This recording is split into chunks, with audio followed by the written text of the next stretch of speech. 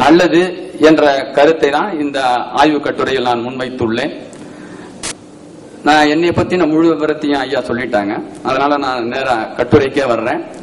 21ஆம் நூற்றாண்டு இலக்கிய வரிசையில் இன்னும் மங்காமல் புகழ் ஓங்கி வளர்கின்ற இந்த தமிழ் மொழியை உலக மக்களுக்கு அறிவுறுத்துகின்ற ஒரே உன்னத கோட்பாட்டில் இந்த இணையத்தில் நாம் தமிழை ஏற்றி அழகு பார்க்கின்றோம். இந்த காலகட்டத்தில் இந்த தமிழ் வலைப்பூக்கள் என்ற ஒரு இலக்கிய வகை, இது இலக்கிய வகை என்றே கூறலாம். ஏனெனில் நம்ம எப்படி சங்க இலக்கியத்தில் நாம குறிப்பா சங்க இலக்கியம் சங்கம் அறிவிய காலம் என்று குறிப்பிட்டு வருகின்றோமோ, இக்கால இலக்கியம் போன்று இந்த இணைய இலக்கியத்தையும் ஒரு காலகட்டத்தில் சேர்ப்பார்கள் பின்பு இலக்கிய வரலாறு எழுதுகிறவர்கள். அதற்கு இந்த வலைப்பூக்களின் பங்களிப்பு மிக அதிகமாக அவசியமாக பயன்படும் என்று கூறி, முதலில் இந்த வலைப்பூ என்றால் என்ன, வலைப்பூவை முதலில் தொடங்கியவர்கள் யார், குறிப்பாக தமிழில் தொடங்கியவர்கள் யார், அதனுடைய இன்றைய வளர்ச்சி, அந்த வளர்ச்சியின் மூலமாக தமிழ் மொழி அடைந்த பயன், இந்த 6 தலைப்புகள்ல தான் இந்த கட்டுரையை நான் வடிவமைத்திருக்கின்றேன். இதை முழுமையா நூலா எழுதியிருக்கேன். அத நூல்ல தான் நம்ம பார்த்துக்கணும். முதல்ல அந்த வலைப்பூ என்பது என்ன அப்படிங்கறதான் இங்க கொடுத்திருக்கிறது. வலைப்பூக்கள் என்றால் என்ன? ஒருவரிடமிருந்து பிறருக்கு தெரிவிக்க பயன்படுத்தப்படும் தகவல் தொடர்புக்கான எழுத்துக்கள், ஒளி வடிவ கோப்புகள்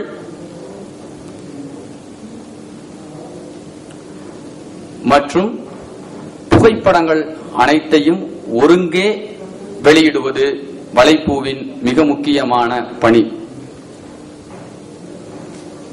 ஓவியங்கள், படங்கள் என்ற அனைத்தையும் இணையம் வழியே தனிப்பட்ட ஒருவர் உலகில் இருக்கும் பிறருக்கு தெரிவிக்க உதவும் இணைய வழியிலான ஒரு சேவையே வலைப்பூ என்பது ஆகும். இணையதளம் என்பது மீண்டும் பார்ப்பதற்கு அரிதானது. வலைப்பூக்கள் என்பது ஒருவருடைய அனைத்து கருத்துக்களையும் அவர் வெளியிடுகின்ற ஒரு சுதந்திரமான ஒரு செயல்பாடு தான் இந்த வலைப்பூக்கள். அடுத்து இந்த வலைப்பூக்களுடைய தோற்றம், யாரு எங்க தோற்றுவித்தார்கள் என்ற ஒரு இதுக்கு முதலாக அதோடைய சொற்குறிப்புகள்லாம் கொடுத்திருக்காங்க. என்ன மாதிரினா 17/12/1997 ஜான் பெக்கர் என்பவர் தான் ஆங்கிலத்தில் வெப்லாக் என்ற சொல்லை முதலாக பயன்படுத்தியுள்ளார். இது அப்படியே படிப்படியா வளர்ச்சி நிலைக்கு வருகின்ற பொழுதுதான் அந்த முதல் வலைப்பூ அப்படிங்கிறது 1999 பீட்டர் மெர்க்லாஸ் என்பவர் ஏப்ரல் 1 வாரத்தில் இந்த வலைப்பூவை பயன்படுத்தியுள்ளார். வலைப்பூ என்பது நான் சொல்லிட்டேன், இணையத்திற்கும் வலைப்பூக்களுக்குள்ள வித்தியாசம்.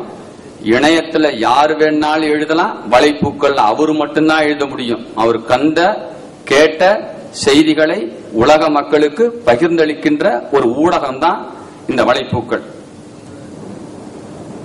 அதுக்கு அடுத்தது முதல் தமிழ் வலைப்பூ எது அப்படின்னு பார்த்தா, இதுல இருவேறு கருத்துக்கள் தொடக்க காலகட்டத்தில் நடந்துச்சு. யார் இந்த முதல் வலைப்பூவை தோற்றுவித்தவர்கள்? முதல்ல நவன் என்பவர் தான் தோற்றுவித்தார் என்ற ஒரு கருத்து. பிறகு பாத்தீங்கன்னா அதே போல அவங்க கார்த்திக் ராமசாமி தான் இதை தோற்றுவித்தார் என்ற இருவேறு கருத்துக்கள் நிலவி வந்தன.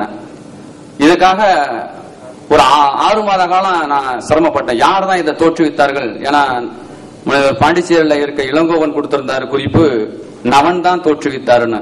அதுல பார்க்கும்போது முதலாக 2003 ஜனவரி முதல் நாள் கார்த்திக் ராமசாமி என்பவர் தான் முதலாக தமிழ் வலைப்பூவை தோற்றம் பெற செய்தவர். இதோட வளர்ச்சி தான் அப்படியே படிப்படியா வருது.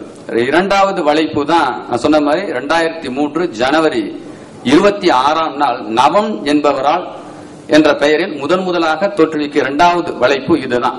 இதுக்கு அடுத்த கட்டம் தான் அப்படியே அந்த தமிழ் வளர்ச்சியில் அந்த வலைப்பூக்களுடைய பங்களிப்பு மிக அதிகமாக வருகிறது. அதோட 2வது தமிழ் வலைப்பூவோட அந்த விலாசம் இங்க இருக்கு. அது முதல்ல கொடுத்திருக்காப்ல. அது தொடக்கத்துல 26ஆம் தேதி எழுதியிருக்காப்ல. அதுல என்ன எழுதியிருக்காப்ல, தமிழ்ல எழுத முடியல அந்த காலகட்டத்தில் இணையத்துல தனியா ரொம்ப சிரமப்பட்டு தான் எழுதியிருக்காங்க. ஒவ்வொரு ஆட்களோட கலந்துரையாடலையும் கேட்டு அதை கொடுத்திருக்காங்க. தமிழில் பிளாக் எழுத வேண்டும் என்று வெகு நாளாக எண்ணிக்கொண்டிருந்தேன்.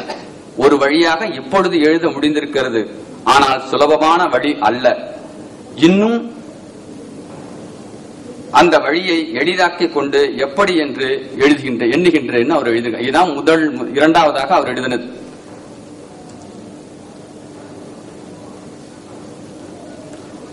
ஆகவே தமிழ் வலைப்பூக்கள் வளர்ச்சி அப்படின்னா 2003 இருந்து 2010 மே மாதம் வரை 13,000 வலைப்பூ தமிழில் தோன்றியுள்ளது இன்றைய கணக்குப்படி. அதுல ஒண்ணு அந்த திருத்தமிழ் வலைப்பூ என்பது ஒரு எடுத்துக்காட்டுக்காக அந்த ஒரு படத்தை மட்டும் அதில் நான் பயன்படுத்தியிருக்கேன்.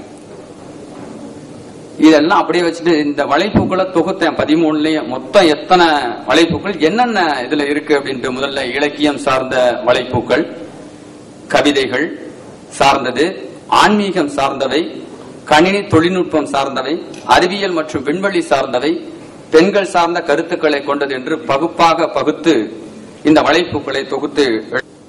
ஆகவே தமிழ் வளர்ச்சியில வலைப்பூக்களுடைய பங்களிப்பு எப்படியெல்லாம் இருக்கு, இப்ப இலக்கியம் சார்ந்தது, இலக்கணம் சார்ந்தது என்று பார்க்கும் பொழுது வலைப்பூக்களின் வருகையால் தமிழ்மொழி இலக்கியங்கள் வெகுவாக உலக மக்களுக்கு தெரியப்பட்டது. எடுத்துக்காட்டுக்கு இதுவரைக்கும் மறைந்திருந்த சில நூல்கள் எல்லாம் தனி ஒருவராக, எடுத்துக்காட்டுக்கு பாத்தீங்கன்னா இப்ப இங்கேயே அமர்வுள்ளே அமர்ந்திருக்காப்புல கும்பகோணம் கவர்மெண்ட் கல்லூரியோட அரசு கல்லூரியுடைய பேராசிரியர் கா துரையரசன் ஐயாவுடைய வலைப்பூக்கள்ல பாத்தீங்கன்னாலும் இலக்கியம் சார்ந்த கருத்துக்கள் அதிகமாக இருக்கின்றது இதுல. அதே போல முனைவர் மு இளங்கோவன், அப்புறம் பாத்தீங்கன்னா திரு நெடுஞ்செழியன் ஐயா, அதே போல புதுக்கோட்டை மாமன்னர் கல்லூரி பேராசிரியர் பழனி அப்பன், இவங்க எல்லாரோட வலைப்பூக்கள்லையும் பாத்தீங்கன்னா இந்த இலக்கியம் சார்ந்த கருத்துக்கள் அரிதான் எங்களுக்கு கிடைச்சிச்சு. நானே ஒரு தமிழ் பேராசிரியர், எனக்கே அது மாதிரி கருத்து கிடைக்கல. அந்த வலைப்பூக்களை பார்க்கும் போது எங்களுக்கான அந்த கருத்து கிடைத்தது. அதோட வளர்ச்சியில பாத்தீங்கன்னா முதல்ல வலைப்பூவினால் உலக தமிழர்களின் தொடர்பு அதிகம் கிடைத்தது. நம்ம எழுத எழுத பாத்தீங்கன்னா அடுத்தவங்க பின்னூட்டம் என்ற ஒரு செயல்பாட்டில் வரும்போது புதுமையான கருத்துக்கள் கிடைக்க ஆரம்பிச்சது. அதனால தொடர்புகளும் கிடைத்தது. இது போன்ற ஆட்கள் தொடர்பு, பிற நாட்டில் வசிக்கும் தமிழ் மக்கள் அவர்கள் நாட்டில் பயன்படுத்தப்படும் மொழி சார்ந்த படைப்புகளில் தமிழை பயன்படுத்தி வருகின்றனர். இன்னைக்கு இப்ப வந்திருக்காப்புல, இன்னைக்கு கூட தென்கொரியால இருந்து நான் கண்ணன் என்றவர், அவர் தென்கொரியா நாட்டில் நடக்கின்ற நம்ம தமிழ் நூல்கள், பழைய நூல்கள் எல்லாத்தையும் எடுத்து அவருடைய வலைப்பூக்கள்ல போட்டுக்கால கவிநுலகம் என்ற ஒரு வலைப்பூல பதிவு பண்ணியிருக்காப்ல. அது எங்களுக்கு நம்ம தமிழ் மொழி வளர்ச்சிக்கு ரொம்ப உறுதுணையா அமைந்திருந்துச்சு. அடுத்து தமிழ் ஆய்வு கட்டுரைகள் அதிகமாக வலைப்பூவில் வெளிவந்து கொண்டிருக்கின்றன. இன்னைக்கு எந்த ஒரு ஆய்வா இருந்தாலும் சரி, இலக்கண ஆய்வை தவிர பாக்கி எல்லா சம்பந்தமான கருத்து கட்டுரைகளும் இன்னைக்கு வெளிவந்துகிட்டு இருக்கு. தொழில்நுட்பம் சார்ந்த கருத்துக்கள் பல வலைப்பூக்களில் கிடைக்கின்றன.